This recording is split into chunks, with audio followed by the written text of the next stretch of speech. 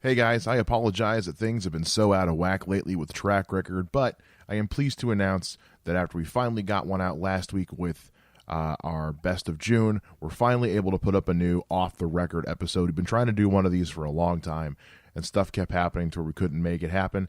So now we finally get to give you a proper off-the-record episode of Track Record with me and Robert just shooting the shit. So sit back, relax, and enjoy.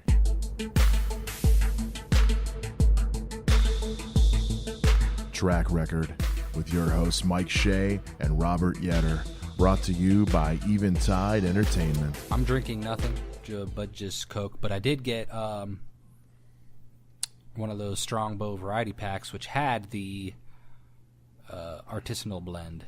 Oh, did it have it? Yeah, it had the cherry blossom, the artisanal blend, the gold, and the rosé. Oh, yeah. Rose with the pear flavor. I haven't been able to find any of the sample packs around here. Yeah, just I got lucky. The alone ones. Yeah. I didn't think it was going to have the artisanal in there, but lo and behold. And I think that's fairly new. I think that's something they did for, the summer, I guess. I don't know if that's going to be permanent, but I wouldn't mind if it stayed permanent. Balls, yeah. So, let's get all the controversial shit out of the way first. Oh, God. Okay. Louis C.K. is the best comedian of the 21st century. Yeah, we've covered that. Pineapples do go on pizza. Oh, you can go right the fuck to hell. Why would they not? There's no place on pizza for pineapple, man, at all. Why? It's disgusting. Explain it to me. It tastes bad. Why does it taste bad? Well, bear in mind, I don't like anything that's not meat on my pizza. I love veggies. I love all the veggies that go on pizza. I don't like them on pizza. It's something about the way those flavors marry that just doesn't sit well with me. It's just bread, cheese, and sauce. Yeah, and for some reason it's something. And we've talked about like with deviled eggs. I love everything that goes into a deviled egg. I don't like deviled eggs themselves. I love mayonnaise. I love onions. I love paprika. I love eggs. I will eat eggs just about any way. I just don't care for the taste of deviled eggs. Together, that combination of flavors doesn't sit well with me. Well, you can go to hell too. So there you go. And the same thing with pineapple. It's the. I love pineapple, and I love cold pineapple by itself. But with pineapple, you either put it on the pizza and get it hot, and I don't like that hot pineapple taste, or you put them on there cold, and it's such a clash that it doesn't. And it's the flavor of the savory, because I love savory and sweet stuff. I love salted caramel. I love chocolate covered pretzels. Just something about pineapple on a pizza does not sit with me one bit. Well, what else is controversial? Let's see here. Amy Schumer's not funny. She also steals jokes. She steals jokes. Everybody a lot. just seems to ignore. Well, yeah. Well, her cousin is Jeff Schumer, that senator or whatever, that congressman. And is he a Democrat? I don't know what he is. He's a terrible politician. I know that he got her out of like a DUI or something like that a few years ago. See, that right there, that is the power of those people, man. Just get them out of shit if they're, close to you. It just, yeah. They're like, oh, that's your cousin? All right. And it's like, it's just, I don't know. There's this weird entitlement that comes with everything to do with Amy Schumer that I just can't stand. The idea that because she's a woman, we have to like her. We have to be forgiving of the things she does. It's like, no, I don't care if you're a man or a woman. If you're a shitty person, you're a shitty person. I gave her a fair shot over the years. I was a fan of her stand-up way back in the day when she was original and coming up with actual creative jokes, not just how many different ways can I use the word vagina in my set, and then if anybody doesn't like it, I can call them a sexist. The only funny thing that I saw her do was on her show. Was the thing about they were talking about asses and they did that music video. I forget what it was called, but it was like, "This is where my poop comes out. This is where my poop comes out." You never saw that? No, I don't think I saw that one. It was a kind of a comment on the state of ass obsession. I mean, okay, I get. They put a real flavor to it. I guess I'd have to see it. I mean, I appreciate commentary on things like that as long as it's, good and clever. It was pretty good. It's pretty good, but Anthony Jeselnik's not funny either. Oh no, I can't stand him at all. Her old flame. The only reason she has the career she does right now is because he got her on the Charlie Sheen roast, and that. So we can basically just blame Anthony Jeselnik for all of this. Bastard. Like, I watched an episode of Getting Dug with High with him on there. Oh yeah. I don't know if you've ever watched that show, but I don't know. I watched some of it, and it made me really uncomfortable, like, because Anthony Jeselnik gets, like, really paranoid in the middle of it, and just, like, he gets, like, too high or whatever. He's not used to smoking, Doug Benson style. Anthony Jeselnik seems like the kind of guy who would smoke weed just to fit in. Yeah, I mean, you could tell that he was uncomfortable, and I don't know, it made me uncomfortable. But that's, I wonder. I think Doug Benson's still doing that. I don't know. I don't know. I know he's got. I think he's got a different podcast now. I don't know if he does the same show anymore. I know he still tours, but I haven't had a chance to see him yet. He hasn't come out with a special in a long time. No, he never. I'm trying to think. He never really did a lot of specials. He had a 30-minute on Comedy Central back in the day. He was on Last Comic Standing the same season as Amy Schumer was, and really, yeah. Again, that's back when she was funny. That was a good year. I think that was the same year that, like, Josh Blue, the comedian with cerebral palsy, was on there. Mm-hmm. They were all on there the same year. That was a good year. It was the same year as Gabriel Iglesias. Josh Blue was really funny. Oh, Josh Blue's great. Like the way, like, it's one thing to just, okay, fine, you've got a disability, you make fun of it, but he makes fun of it so cleverly. He doesn't make a point of bringing it up all the time. He's like Henry Cho. Henry Cho is this Korean comedian. He's got 3 Asian jokes. He does them at the beginning of his set, and he moves the hell on. Yeah. He's like, all right, boom, here's your 3 Asian jokes. Take them home, tell them to your friends. And he does regular stand-up, and Josh Blue does the same thing. He does a couple of jokes about having this disability, and he moves on and just tells regular bits. It's fantastic. Yeah, I like him. He hasn't come out with anything lately either. I haven't heard a word about Josh Blue in quite some time, actually. He had the one, what was it? Something about change, sticky change or something. Can't remember. That doesn't ring a bell. Well, we've got the internet. We do. Haha. Might as well. We're just shooting it. Shooting the shit. Josh Blue.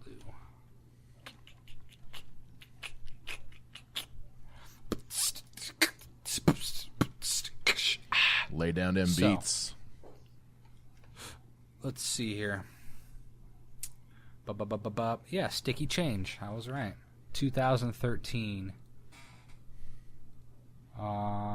That's part of his discography, but he had a special of that. He's got another disc CD that came out in 2016 called Delete. Called Delete? Mm-hmm.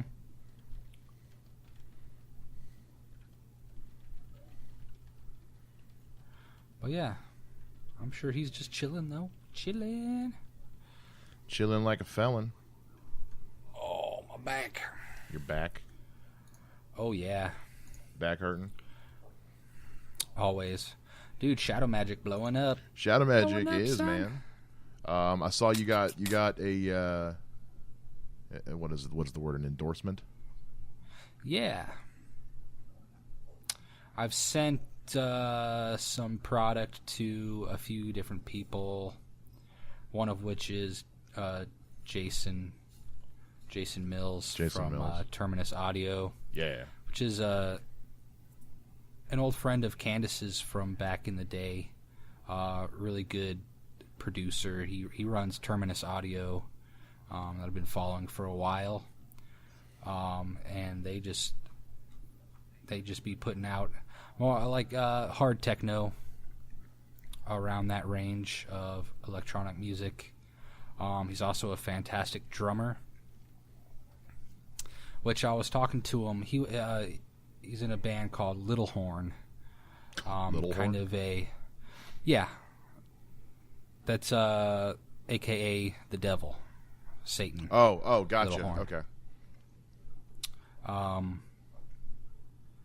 And he said he had to quit drumming though because he had a condition in his ear for playing so loud in the drums. You know, those loud ass cymbals without any like earbuds or anything. Mm-hmm. See, he had like really bad ringing in his ears, and he had to stop drumming. Damn. So, yeah, man. You gotta do what you gotta do. I mean, he's still going hard on the production and shit. And he said he actually had his own. He was doing a little clothing brand called Choose Death. So I'm excited to work with him. We're gonna do some cool shit. Probably some collaborative shit. But he's going to represent Shadow Magic. Dude, that is fantastic. Yeah. So he's helping me spread the word a little bit. I've got I don't know if you ever met Danny. Danny. His last name's Woodard. Why does that sound familiar? Friend of mine and Candace's. But he does right angle photography. And he's the guy who works at Disney now. He's a photographer at Disney. But I sent him a few shirts. He said he's got a couple models lined up for me, so they're gonna model some of the Shadow Magic stuff, and we're gonna post about it. Just kind of spreading the word through social media and networking, and I there's a lot more excitement around this than any music that I've ever made, so which is disconcerting but still nice. So I think it's easier to sell people on a clothing brand than it is music, because with a clothing brand they can just look at it and go, oh, I do or do not like that. With music they have to like put forth effort and get involved, and people don't like to do that. One click. Yeah. You gotta click and listen for 3.5 minutes. I know, but people these days. Sorry, there's my salt coming out. Wouldn't be track record without a little salt. Salt shaker. We gotta season it up, boy. So yeah, I'm excited, man. Well, shadowmagic.online. Go there. Got a great promo for it. If you listen to if you listen to my show, Mike Talks Funny, from yesterday, I had I produced a commercial for it, so go check. If you check that out, there may or may not be a discount code included in that spot, so you should definitely listen to it because it'll save you some money in the long run. Perhaps. And now we're on the subject. I posted something earlier asking my friends if they thought that if they were online shopping and they only had the option to use PayPal, would that be a turnoff for them? And I got mostly that it would not be. I think in this day and age, PayPal has, it's something that everyone has. And really, it's the same as using your debit card, is it not? You link your debit card, your bank account to PayPal. I mean, you can unlink it and like deposit money into it regularly, or you can get a PayPal credit account. They have to pay off like a credit card. But the easiest and honestly, I think the most secure thing to do is to connect it to your account. That way it's easier to process the payments through when you're buying something. You can get verification that the payment actually went through to the seller appropriately like it did. It's easier for the seller because they get their money right away. And well, see, here's the thing about that. I was having trouble because a couple people bought stuff today on the Shadow Magic store, and the first person who bought it used PayPal. Okay. Now, so I got this notification. It was like, hey, you got a sale. You know what? Set up your PayPal so you can do this shit, right? So logged into the PayPal, set it up. I had, the money there.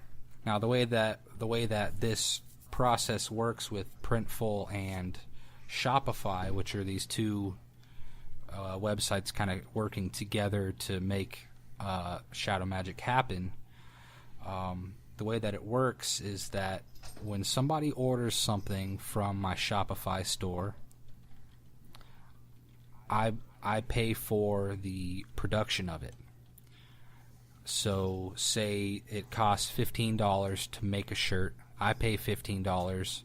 I get reimbursed however much I sell the shirt for, $20. I make $5. But there's a few little intricate details. The one is if you have your main billing method as a debit card, which I had at the time that this first person bought it, or there was two sales, and one used PayPal and one used a credit card, and the PayPal looked weird because I had a positive amount from the first, and then I had the amount that I paid to Printful to make the shirt as the second one, and I was like, well, where's the positive on that one? Mm-hmm. But what had happened is it came off of my debit card, or it came out of the PayPal, and I don't have whatever things set up through Shopify to where I can get payments. But if you do it through Shopify, I don't know if I'm making any sense right now, but if you do it through Shopify, it goes straight to your bank account and not to your PayPal. And so you're getting negative, you're getting docked on your PayPal, but you're getting positive in your bank account, but not until 3 to 5 days, after the sale is made. So you're sitting in this weird purgatory. But if they use PayPal, it's all through PayPal. Okay. You see, so all that would happen in PayPal is you would see a negative for the production, and then you'd see the positive for the sale, and your balance would just go up because those transactions are going to occur at the same exact time. Mm-hmm. And then your PayPal balance just rises from the profit. And so that's what I want to do. I can do the other thing, but it worries me. I would have to have either like like a different bank account, because it's linked to my regular checking account. What if somebody on a whim wanted to buy $300 worth of shirts, And so that's, I don't know. I don't know what happens when PayPal goes in the negative. Well, I know because we use Bandcamp for the stuff with Eventide, and so to give you an example, so we had an artist who was on Eventide who no longer is with Eventide, and after we had parted ways with this artist, we hadn't gotten their Bandcamp stuff disconnected from ours, and in that small window of time, I say small with quotes around it, it was actually a pretty long period of time. In that window of time, somebody went and dropped like $50 on their music, and because all the accounts on the roster were linked to the same account, that money went to the Eventide PayPal bank. Yeah. So that money was basically sitting in our PayPal account, accessible. Well, I contacted the person and said, "Hey, we have this money sitting here that's for you. I need you to send me your updated PayPal info or whatever, so I can get that to you and out of our account." In the process it took for him to get us that information, Bandcamp billed us for our monthly membership, and because it's linked to our Bandcamp, it actually pulled that payment out of our Bandcamp balance, because that's what it had. Ordinarily, it goes to what it does is it sends the payment to Bandcamp. It checks for a balance. If there's no balance in Bandcamp, it pulls it from whichever card is connected to the PayPal, which is mine, because I'm the one paying for the Bandcamp account. So what I ended up having to do is, because there was that balance there in the PayPal account, it pulled the payment from that balance we had. So I basically had to pay what the I basically had to replace that money that we owed him out of money from my account, because Bandcamp charged us from his balance instead of from my account. So when you get money sent to you that goes into the PayPal account you have set up, you then have to go in and transfer that money to your account. Like I have the Patreon set up for my podcast, and so whenever I get my payments for the month from my patrons that goes to my Bandcamp, I have to actually go into PayPal and forward that money to my account, and it does it for free as long as you send it just to the bank account, not to like a card or something like that. But it won't do it automatically. If I don't do it on my own, it'll just sit there as a balance. Yeah. Well, see, I guess what I could do is, in order to give customers, as many options as possible, is if I have it linked to my debit card, so when an order comes in, it charges my debit card for the production, and then it will put a positive charge in my PayPal for the full amount, right? Mm-hmm. And that way I could just, I guess, transfer from PayPal to my bank account. Yeah. And I guess you can do that if you have the debit card linked. You can do that, and it takes about 30 minutes. Yeah, it doesn't take long at all. So I guess that's one way. But I think I'm going to try with just doing a PayPal checkout for a little while. I know, I guess some people might get turned off, but I think the majority of people are down with PayPal. Yeah, and what's the great thing about PayPal is that even if you don't have a PayPal account, if you tell somebody, hey, you can only do this through PayPal, they can still check out using a PayPal. It's like with Amazon.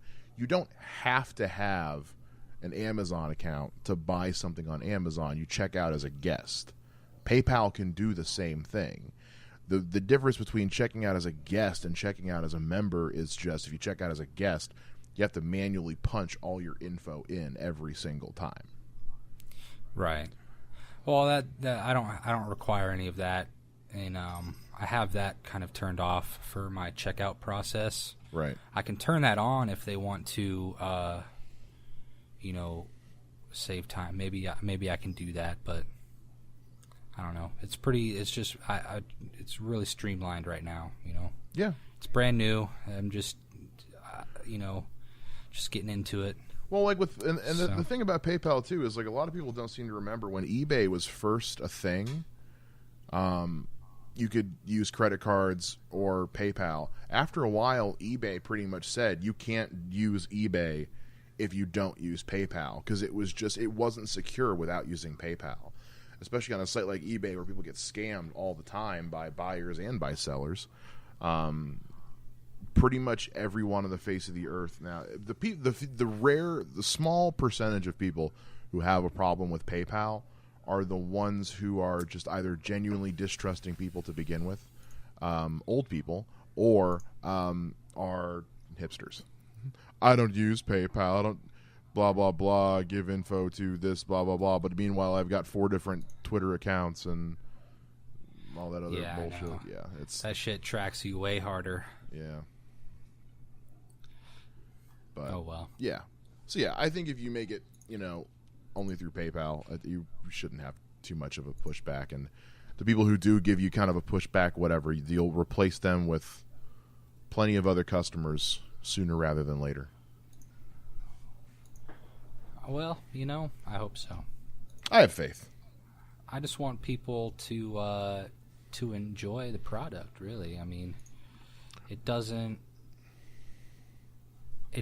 cost me anything but time, so that's nice. Yeah. All it takes is time to make designs and shit. Sometimes that can be a lengthy process. But, Well, we're at that time of year where the kind of people, the goths, the metalheads, and those kinds of people, the Wiccans, the people who are into vampires, this is the time of the year where they're looking at their wardrobe like, shit, it is really hot outside, and all I have are black T-shirts, and I don't know what to do. And most of the light colored clothing they have is probably pretty generic, like some Gap shit. And this way they can wear stuff that still fits their personality. They just won't die in the process. Yeah, man, that's the goal. But I'm throwing in with the Blood Wizard collection. I'm throwing in some of the dark shit. So, those ones are more expensive though because they've got way more design on them. They're called all over prints, and so you can get a big ass print on there, on the back, on the sleeves, wherever you want. It's pretty cool. Yeah, well, because there are some people like me who are just like, I don't care. I'm still gonna wear the black shirts. Plus, for me, I work in a frigid, heavily air conditioned office, so if sitting in a hot, dark shirt for 10 minutes in the car, but then when I get into my office, it's 60 degrees in my office. At that point, who cares? I'm wearing a jacket anyway, so. That's frosty, man. Yeah, well, my office is connected to the server room. And so, there you go. Yeah, so the temperature of my office is controlled by the thermostat in the server room. And for those who aren't tech savvy, the server room is the room with all the computers in it. And so if it gets above like 75 degrees, that can run the risk of causing some overheating and stuff like that. When you got that many computers and other networking devices, all the satellite controls are in there.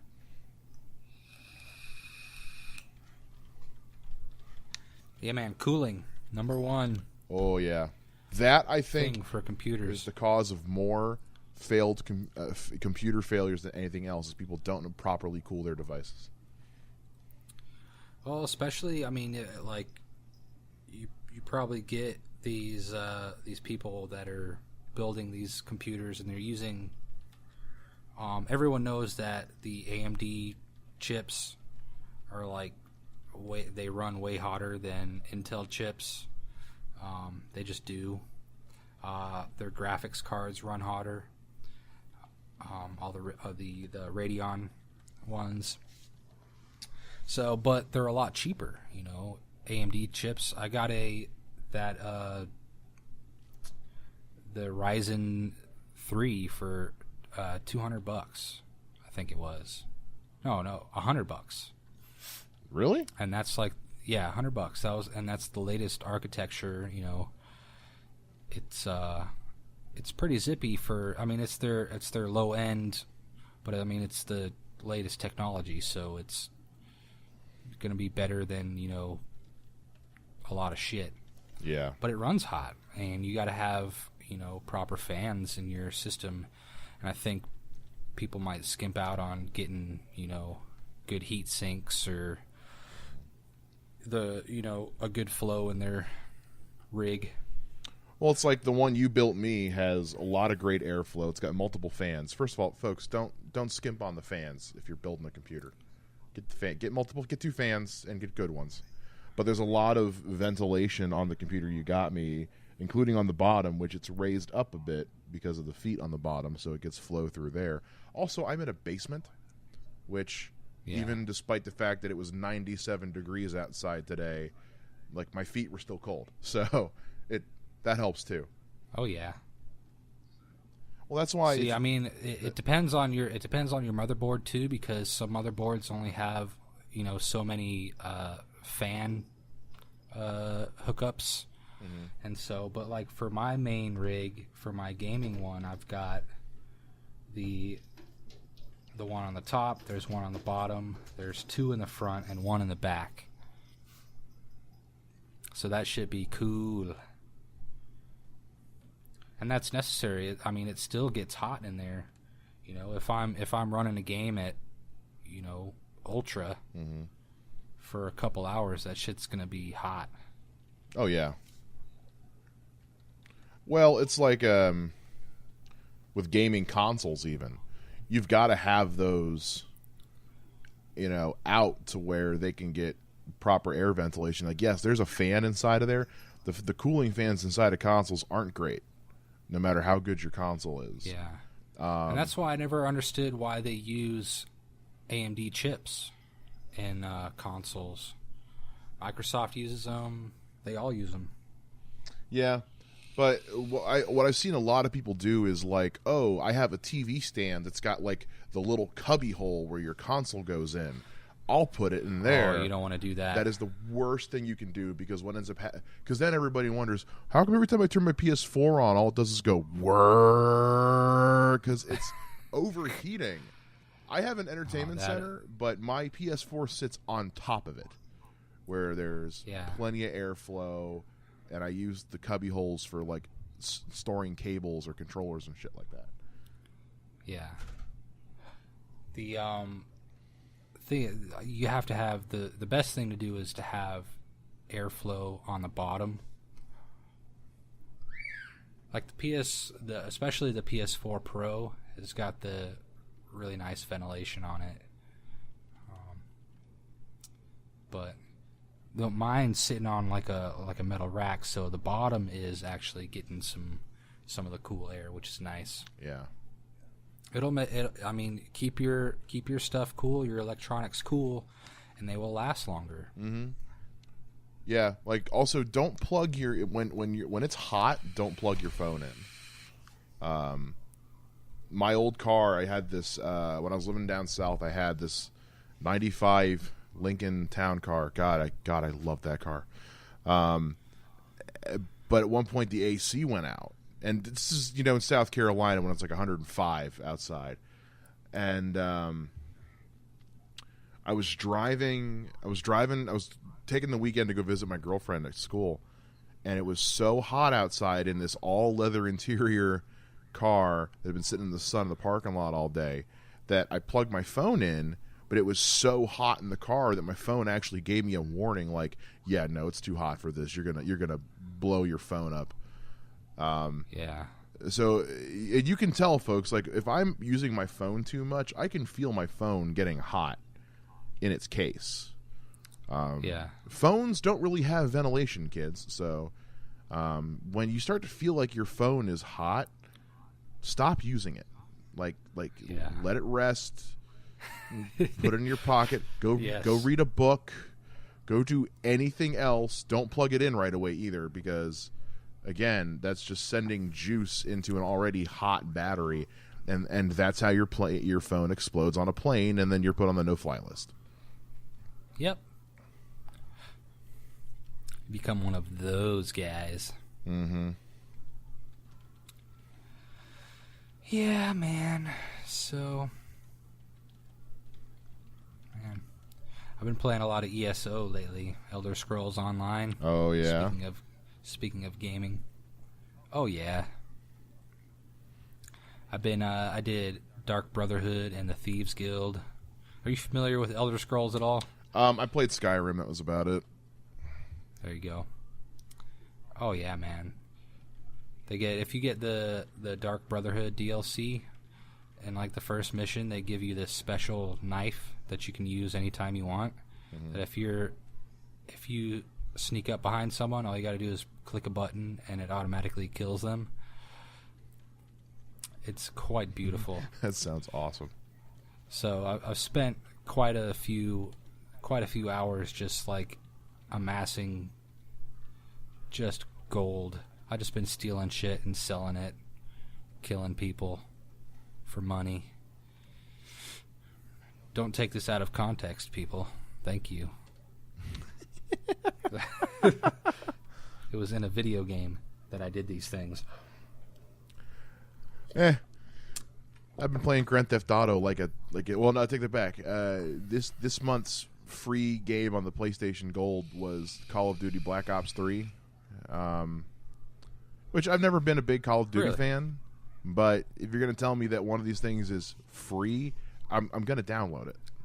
I know, right? Well, especially because Spider-Man doesn't come out until September, and I'm getting a little tired of playing Grand Theft Auto. So there wasn't really anything else out that was really captivating me. So I figured I'd give it a shot. Dude, there's games. I just got a God of War. Haven't tried it yet. That's the one. I kept forgetting. I wanted to try the new God of War.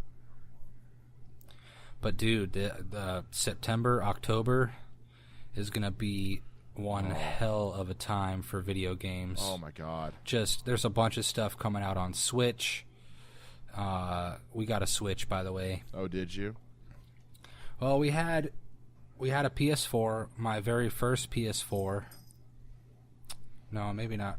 Maybe it was my very first, but GameStop, bless them, was doing a special where if you traded a PS4 or a Xbox One towards a Switch, they would give you $250. What? And a Switch is only $300. So you trade that shit in, give them $50, and you got yourself a Switch, which amazed me. I'm surprised they gave me that much money because they sell refurbished PS4s for $250. So, yeah, but that's weird. in the end, they made money on the Switch and all that good stuff. Got to get a game, so it ends up being $100. And well, GameStop is trying to build some goodwill right now. I mean, they're facing bankruptcy, and they're just... I don't know why. I was thinking about this earlier today.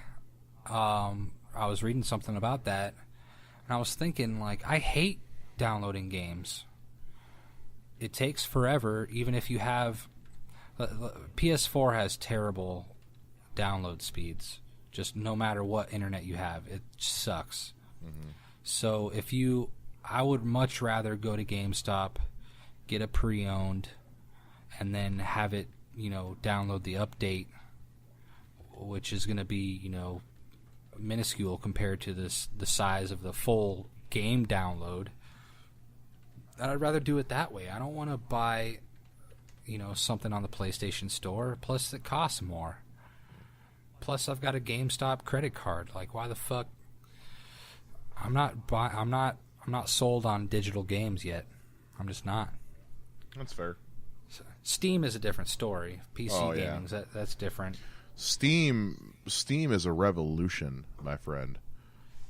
Steam has changed the way people game, really, because honestly, it was Steam that made Xbox and PlayStation and everybody go, okay, we really need to up our online game purchasing game. Hence why, like, PlayStation Gold membership does, like again, I got Call of Duty Black Ops 3 for free this month. I've gotten BioShock games for free. I've gotten all kinds of pretty big games for nothing. Plus the all kinds. So a lot of these consoles have had to step up their online game commerce because, you know, when Steam rolls out their summer sale every year and just runs a train on everyone's bank account because I can get all of the Kyle Katarn Dark Forces Star Wars games in a bundle for $5. All right, cool. Yeah. Or I actually did not partake in the Steam summer sale. It just happened a couple weeks ago. I had to forego it this year, unfortunately. Yeah. It's very sad. I'm holding out for some of the stuff in September and October. That's my thing. There's a lot of good stuff. I've been pre-ordering stuff that's new that's coming out, so I kind of made my bed this year. Yeah, I'm excited for the new Smash Bros. For the Switch. See, I don't have a Switch, so it's hard for me to get excited about that. Well, it's gonna be groovy, but and actually, I kind of fell off of Call of Duty a while ago. I mean, it does have a pretty just toxic community, but last one I played was like heavy was Black Ops 2, right? Which was several years ago. Man, I was good at that game though. The last one I played really seriously was my roommate's copy of Advanced Warfare, which was basically Titanfall without the Titans. And I was okay. Titanfall was one of the worst games ever. Yeah, it was pretty bad. But Black Ops 3 has some of the stuff from Advanced Warfare, like it has the jump packs, you can like run on walls and shit. I have Black Ops 3. I've played it very minimally, but I'm not good at those kinds of games. On all honesty, like stuff like Call of Duty and Halo, I'm just not good at. There are certain games you're good at, certain games you're not, and you know, like I'll play Left 4 Dead all day, every day, but that's a different kind of shooter game where all you're doing is just killing zombies who don't really do anything. Playing Call of Duty or Halo is another animal that it's just not for me. It's just I like playing them. I'm just not good at it. It's one of those I'll play it for an hour until the frustration level gets higher than the enjoyment level, and then I stop. Yeah. Yeah, those online shooters like that, you know, it'd be like that because people just fucking spend time on that shit and become masters, you know. I could try. I've played a pretty good amount of Overwatch lately. Oh, really? I was craving a shooter, you know, a multiplayer shooter. Dinkled with Call of Duty for a minute. I was like, I'm gonna give this Overwatch a shot, and I don't know that it's particularly for me. I prefer a more first-person style shooter. But people are just experts in that game, and so, you know, I would go stints where it'd just be like loss, you lose, you know. And it just becomes tiresome after a while. But the new Call of Duty looks pretty good, I gotta say. I haven't seen anything for it yet. That's the one, because again, I'm not like necessarily a Call of Duty fan. So when I hear there's a new Call of Duty game, I'm just kind of like, oh, right on schedule. Okay. And then I just kind of move on. Yeah. And the thing is, too, like, you know, you play Black Ops 3 online, and it's kind of like the leftover community, you know, almost every, you know, you're never going to get into any of the other game modes. It's always going to be like team deathmatch, or, you know, you can see like what percentage of the population is playing what, you know, type of match. And like for at least for PC on Call of Duty Black Ops 3, it said 98% were in team deathmatch, and so just you can't find a game, you can't get into a game in any of the other modes. And so that's the problem with putting out a game every year, you know? Yeah. Well, and also the games have become so copy and paste. It's other than updating how a lot of it looks or changing the style of weapon you have, a lot of the gameplay becomes very recycled. At least to me, it does. Yeah, I mean, but that's the formula, man. Yeah. Well, but I also have a slight, my thing with games like Call of Duty is that people were they gave so little of a shit about the campaign mode. In the case of Black Ops 3, I beat the campaign in a day. Not even a day. A few hours. Well, Call of Duty campaigns have always been pretty short. Yeah. But I mean, it was that easy. And I'd say more than a third. I'd say almost half of the campaign was unskippable movie sequences. Right. Which was a little irritating because they weren't even like captivating story. You kind of saw it coming a million miles away. But what I'm getting at is it's stuff like that led to the fiasco that was Star Wars Battlefront. Oh Lord. Yeah. 1 and 2. Just gonna put that out there. Both of them. There's speaking of games that aren't rewarding and don't give you enough content, Destiny. Yeah, man. Oh. I'm gonna trade. They're offering like at GameStop, like you can get $2 for Destiny 2 now. But there's a new game developed by BioWare who does Mass Effect. They're trying to redeem themselves after Mass Effect Andromeda, which everyone absolutely hated. Really?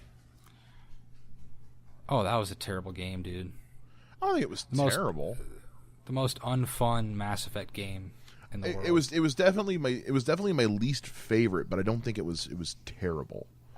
It was boring, dude. My biggest problem with it was there is no need whatsoever for 250 side missions, none of which are action based. They're all travel to this planet in this galaxy and talk to this person. He'll tell you to go travel to this galaxy and this planet and talk to this person. They'll tell you to go here. They'll tell you to go here, and then eventually you'll like secure a peace treaty, and that's the mission done. Yeah. The story, I liked the story, but the side missions I could give a fuck about. The only game that does side missions right is The Witcher. Yeah. And if you haven't played The Witcher 3, I think that's the best game ever made. But, that's just me.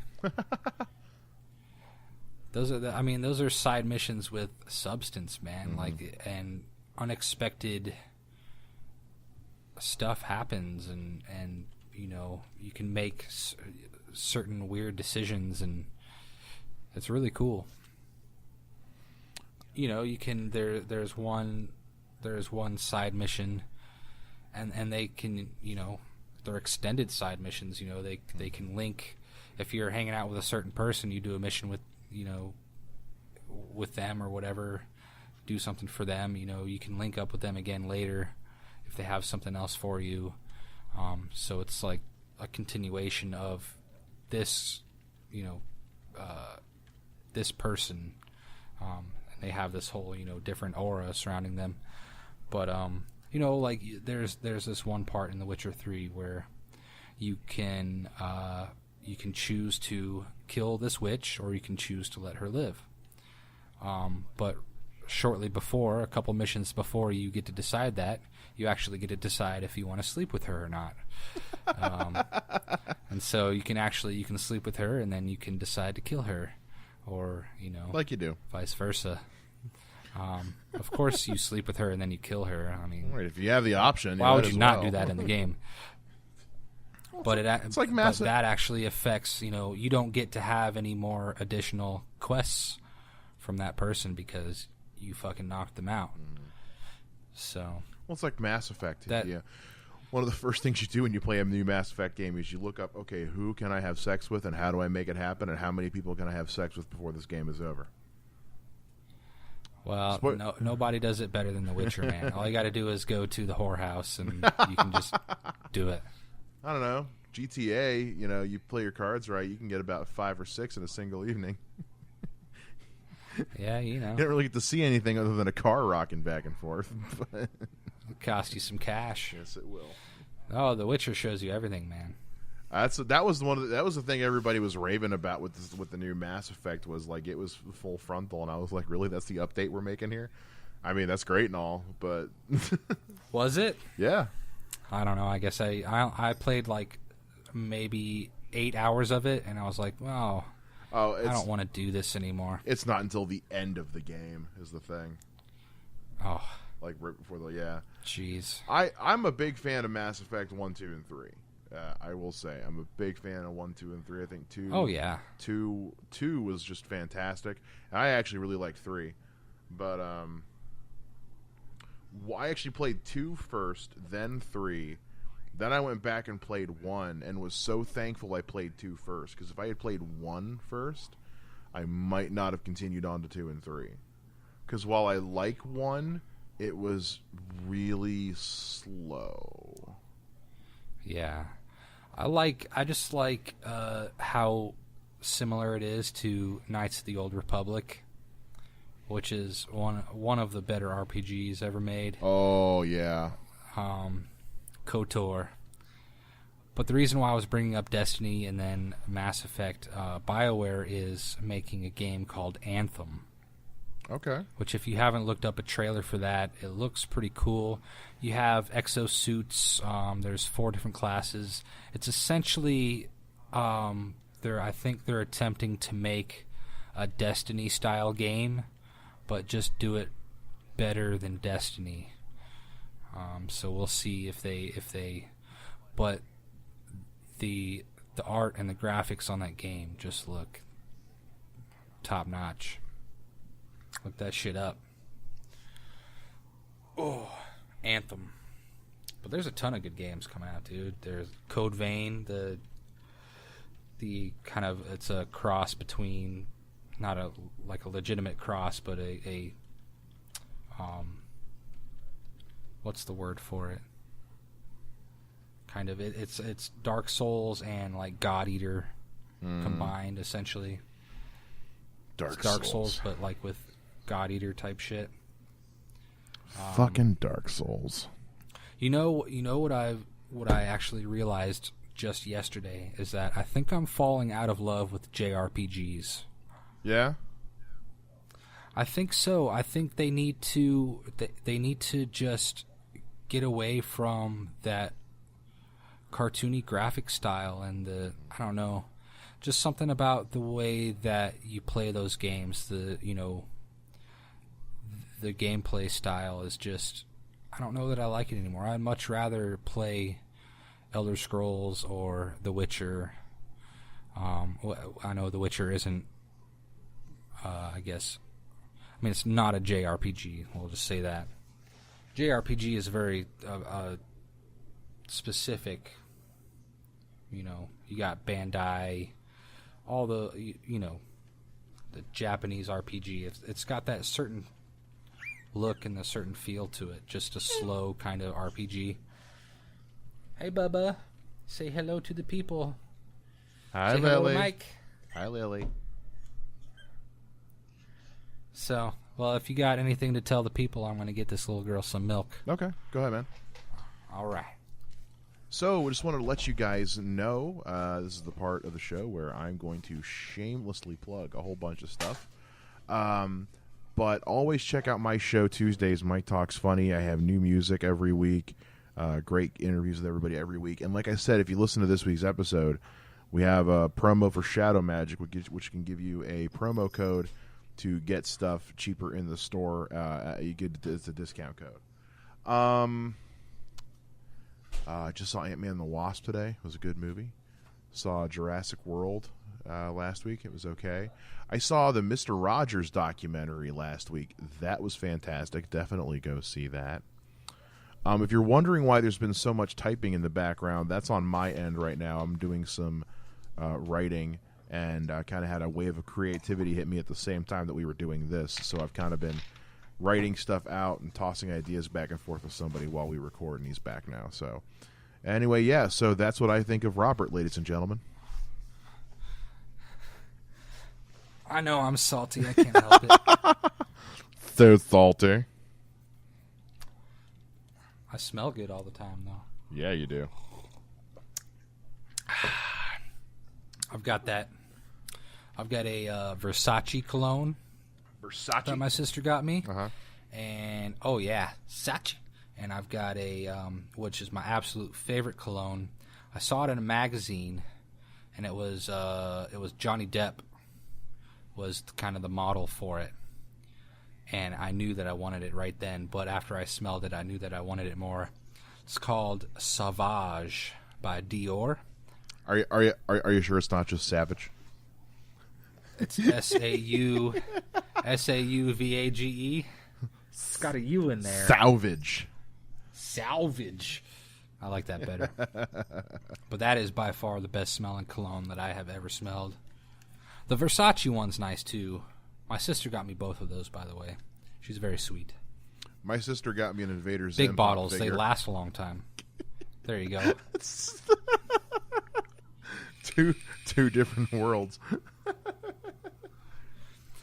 Well, my wife bought me a Modica figure for Christmas, so nice.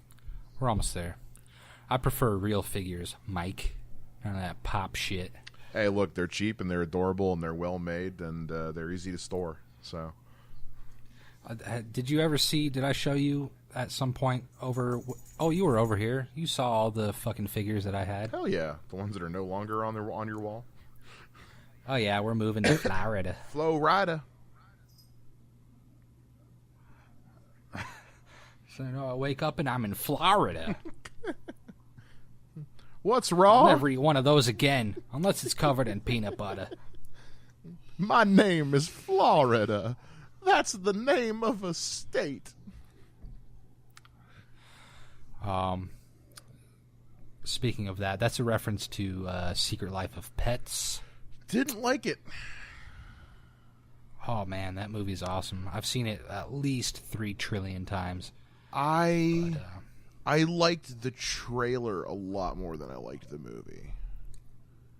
That first trailer that's just the animals at the homes without it really makes you want to watch it though. It does, but that wasn't the movie I got. You know what I mean? Still funny.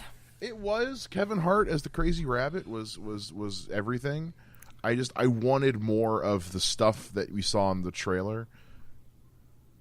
Like just the animals being I think for me it would have worked better as a short of just animated pets being douchebags around the house while the humans are out. Because by the time you see that and you're like, oh, this is it's very fresh. It's a different take. It's kind of a better take on what animals do when humans are away than I think other movies have done. Mm-hmm. And so it was refreshing. But then by the time you're an hour in, you're like, all right, well, it loses its luster for sure. Right. That was how I felt with the new Jurassic World. Yeah. I like the first like 2/3 of it are really good and really fun and really entertaining, and I'm in. And then the last third is just kind of like, what the fuck am I watching right now? Yeah, but I mean, Chris Pratt, come on. He was great. And it wasn't that the last part was bad. It was just weird, even for Jurassic Park. And bear in mind, these are movies about cloned dinosaurs living amongst humans. so you got to suspend your disbelief quite a bit. But it's just they got into some stuff where even I was like, okay, this is weird even for this. Yeah. Yeah. Also, I love Jeff Goldblum with everything that I am. Jeff Goldblum in Thor Ragnarok is just.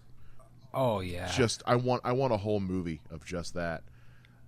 He shows back up, and you see this in the trailers. He shows back up as Dr. Malcolm in the new Jurassic World, and it's just such a waste. It's just like a little cameo, basically. He's in there a few times, but it's the same setting every time, and he just rambles on and on about how, see, I told you this was a bad idea, and we shouldn't have done this at all from the beginning, and welcome to Jurassic World. There you go. Dr. Malcolm. In a nutshell. Oh, well. I don't know. I really have hopped on the Chris Pratt train. Mm-hmm. I was only familiar with him pretty much through Jurassic World until I watched all of Parks and Rec, and then, Guardians of the Galaxy. But I love that dude, man. Oh yeah, he's a good, wholesome dude. I like Chris Pratt a lot. He's just him on Parks and Rec alone is worth watching that show beginning to end, I think. I don't know. I think my favorite character, Ron Swanson. Yeah, definitely Ron.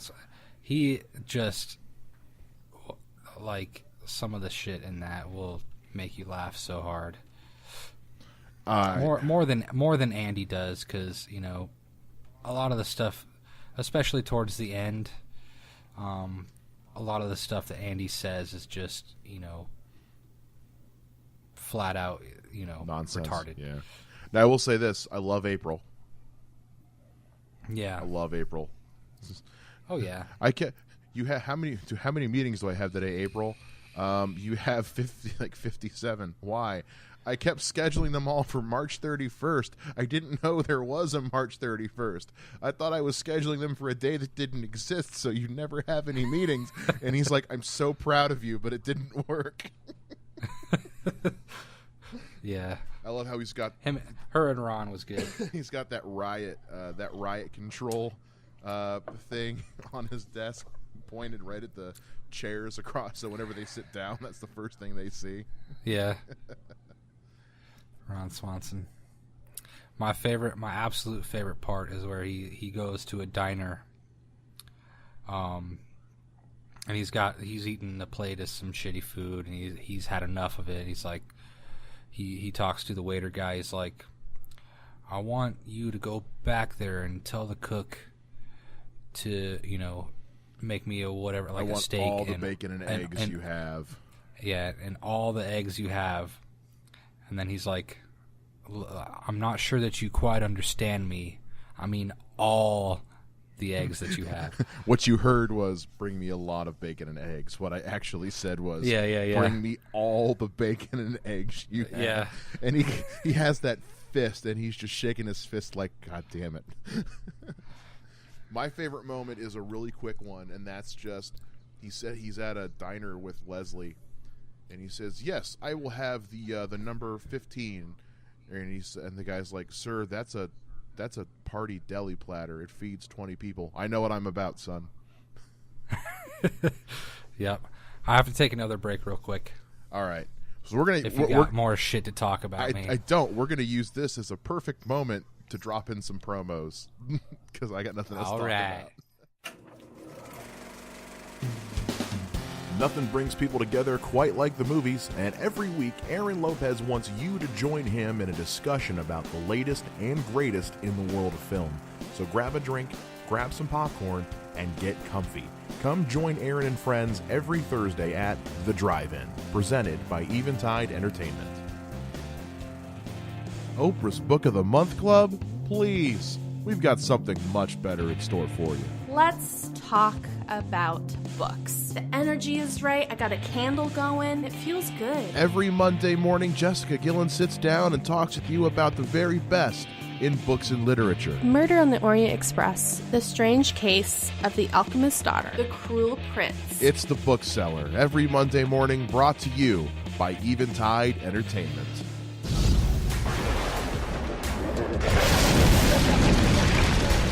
Goths, metalheads, Wiccans, vampires. If there's one thing we all have in common, it's our all-black wardrobes. And nothing is a bigger enemy of black clothing than the endless summertime heat. But fear not, Shadow Magic is here to alleviate your suffering. Original symbolic designs set on light-colored clothing lets you be yourself without the heat stroke. Go to shadowmagic.online and use the code MTF10 to receive 10% off at checkout. Shadow Magic. Represent the darkness without melting in the sun. How was it? Oh, it was glorious. It was the greatest break I've ever taken. What did you reveal about me this time? How soft your nipples are. That's what I'm going with today. Interesting. Quite so. Well, what else can we talk about? We're freeballing. I don't know. I've been having a lot of ideas for things lately that, because there's a chance in the next couple months that I'll be going to first shift at my job, which will free up a lot of my time to do more things that I want to do. Groovy. So I've been just having just random ideas for other shows or other projects I might want to do. I've also been trying to see if I could find somebody who knows how to do special effects for video, because I had an idea for a short that I wanted to make, but I don't know how to do special effects, like, at all. That's a whole nother art, man. That's one thing I haven't delved into. It's just it's a level of filmmaking that requires very specific knowledge and know-how, and that's just not something for me. Yeah. Too many interests to dive into that. I think I'm going to go really hard on this Shadow Magic stuff, because it's getting, a pretty good response. So I think it's worth it, man. It is time consuming, but so I don't have time for a lot of my other interests. But it's not. I like it. It's time consuming, but it's something that can eventually, it has a faster return on investment, I think. Yeah. Or a more immediate return on investment than like something like this, where it's entirely dependent on listenership and things like that. Which is where it's, hey, here's a thing. If you like it, you have to pay for it. End of story. Right. So the free market at work. Music is really not that different. It's just, I don't know why there's, I don't know. Maybe the music that I make is too out there or something. I don't know. I think that's all a matter of who the person is. I go on SoundCloud and I see these songs that have 2,000-3,000 plays, and they are just shit songs, and I'm like, why does my song only have 14 plays? Like, right. I know it's my song, but objectively as a musician, like, those other songs are shit, and mine is at least better than that. Shouldn't mine have 3,000 plays? But right. That's just... Well, it's like I keep seeing this ad for this girl who, because now Facebook is breaking out into video channels, which I think they need to just stop, but whatever. Yeah. And there's this girl, and all her videos are just her in her bedroom talking about, like, Harry Potter or talking about geeky shit. And she rakes in the tens of thousands of views and the sponsorships and is able to make money doing that shit for a living. And it's like, so why is this so unbelievably popular, but things that people legitimately put effort and hours of work into can't get up off the ground. Not even just stuff that I do, stuff other people do that I see that they try and try and try and they put all this work in and nobody bats an eye. But hey, look at me. I talk about how much I like Harry Potter and people want to give me all the money. Yeah. Well, I mean, it's appealing to pop culture first and foremost, you know. It's just one of those things. It's an interest that a pretty vast majority of people have because it is pop culture, you know. So it's just hopping on that, you know, and that's if you want to, you know, not necessarily do something that is, you know, I don't know, an enhancement of your mind or, you know, an exploration at all. It's kind of just a, you know, a rehashing of what you already know and like, you know, that people are going to stick to their comfort, I think, which is weird. Yeah. I like to go out and experience new things, but hey, that's just me. Yeah. It's like, it's almost, it's art, but it's anti-art. You know, it's art in this weird kind of comfortable, nice, happy, fuzzy world where it doesn't actually have some sort of, you know, flavor of deepness to it. I don't know. But it's what gets the views, and so people do that shit. And so, like, you're going to see more and more and more of that kind of shit. Yeah. But, you know, and us with our, you know, we've tried to kind of break the mold in some of our, you know, how we format podcasts and stuff like that and what our podcasts actually are. But I don't know, part of me thinks that my gut tells me that doing it that way would garner more views, more listens, but I'm not so sure because, you know, the other half of my gut says, well, if we just did a pretty standard, you know, if we never burped or said the F-bomb or whatever, kind of made it more generic and, ooh, that term, drink everyone, then maybe it would get more plays. I don't know. I know we're kind of, audience, I know we're kind of delving into, this episode has, you know, delved into kind of the inner workings of what we do, you know. We went through a lot of the money stuff, and now we're going through some of the struggles of artists, really. Right.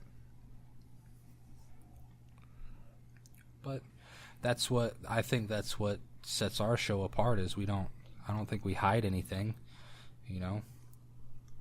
Yeah. Well, I think we've got such a variety of personalities, and you know, you've got, you know, a show like this, which is you and me being, you know, assholes talking about music and stuff, and then you've got a show like the Drive-In, which is, you know, an almost educational experience because, well, partially because Aaron is a teacher and he's got such a, I don't know, an informed way of looking at movies that when you listen to his show, it's almost like, yeah, you're listening to him talk about a movie he watched, but you kind of feel like you're learning something too. Yeah. And then there's Jess on the Bookseller, who is it's 30 minutes of bubbly energy, and it's just delightful. Which on a Monday, you kind of need something that's that lighthearted and just fun. Got to get them bubbles, bro. Yep. Get them bubbles. But I will say this: I played Call of Duty with Jess last night, and holy shit, that girl turns into such a dude when she's getting angry playing Call of Duty. It is the best. Oh my god. Is she any good? She's better than me. Yeah. But that's not saying much. But just she gets so angry. I love people who get funny when they're angry, and she is hilarious when she's angry because it's just an endless tirade of curse words and insults. And this is coming from a little Canadian girl, and they're supposed to be nice and friendly, but she has got a you piss her off, damn. Don't do that. Them Canadians, Bo. Oh, I don't know if my back can take much more. Yeah, friends.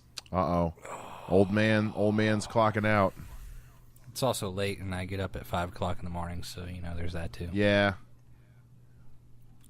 Do we have a show, Robert? I mean, I don't want to say it. It's not my place, my friend. Yeah, damn right. You passed the test, sir. All right. Well, in the interest of Robert's back and the fact that I still have to, produce this sucker for tomorrow, I think I will declare us having a show. Okay. Sounds very good. Does that make you feel better? Does this one compete with our lost episode, our lost off the record? Man, I still have my audio from that. Yeah, this is a pretty good one. I think. Okay.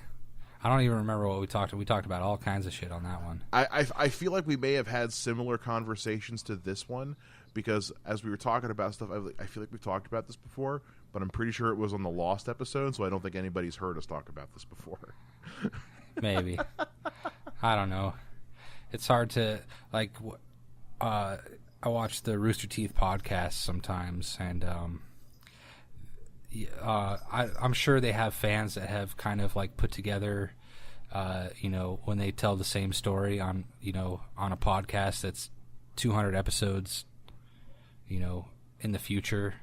It's like a fan just, they'll have their live Twitter feed or whatever. It's like a fan is telling us that I've already told the story, in podcast, 292, and it's podcast 400. It's like, oh, sorry, it was a long ass time ago. Done too many podcasts, can't remember. So we apologize if we repeat shit. I know we're not on episode 500 or anything, but 30 something is pretty good. Yeah, that's pretty good for a podcast like ours. I think so. Well, that's the show. Everyone go check out shadowmagic.online if you like sweet merch in the summertime.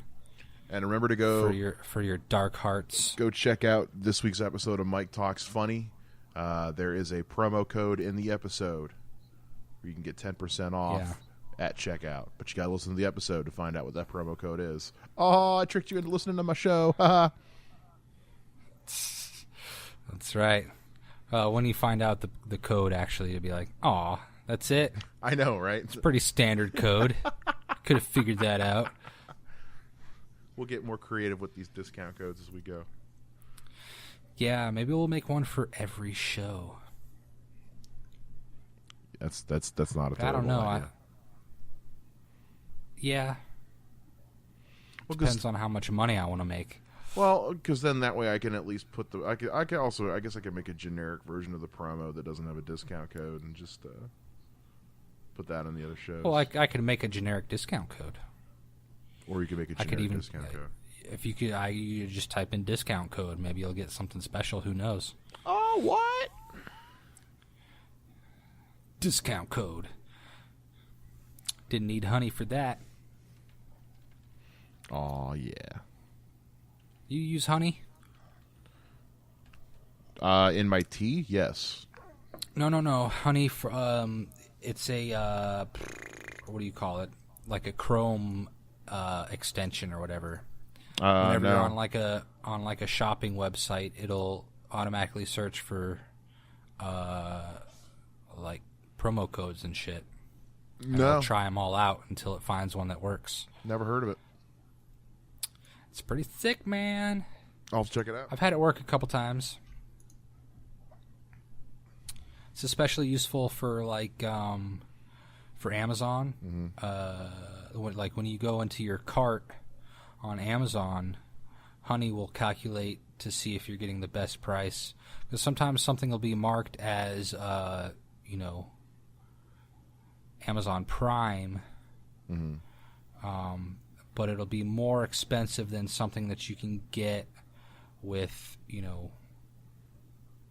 like a small shipping fee or something like that. But it calculates, after all is said and done, this is what you need to get to pay the least for the same product.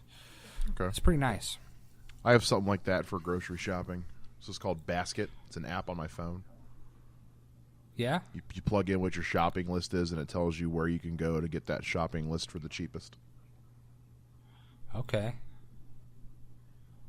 Can you boil it down to just, it's like 80% of these are at Walmart, 20% are at... It shows you all the stores within a certain radius, whatever you set the radius as. And it says if you go to this store, you can get... So if you put down bread, it'll say, well, if you go to this store, these brands of bread are going to cost this much. If you go to this store, you can go to this store and get your bread for this much, and then you can go to this store and get your eggs for this much. And it sorts it out by brand and by like where the store is. And because, obviously if you go to like Dollar General, yeah, your paper towels are going to be cheaper, but they're going to be the cheapest fucking paper towels on the face of the earth. Oh, yeah. Quality-wise. I'm going to get you some one ply. There's going to be 14 and a half sheets in there. Yeah. So it takes some finagling to get used to, but it's useful. It saves you money in the long run. I'll have to check that out. I certainly will. And everyone, there's always EventideENT.com. Oh yeah, you definitely want to go check that out. We got music still. It's still there. Still got music. It takes you to all the podcast stuff. We're working on stuff. It's been a slow year. It's been a busy year, and a lot of real life things happening. Yeah. So that's kind of been what's going on. Yes, with that. indeed. So, well, we love you all. We love you so much. We'll hope to see you again over the internet. And we'll see you here next week for a proper episode of Track Record, I think. Proper. Yeah, I think so. We'll figure out what that is. Probably like a couple days before we record or some shit. Like we usually do. No, that's a secret. More secrets spilling out. Yeah. Anywho, I love you too, man. Love you, buddy. You be good. Bye, everybody. I'll talk to you later, man. See you. Bye. Oh, wait, I'll talk to you right after this, after I hit stop. Yup.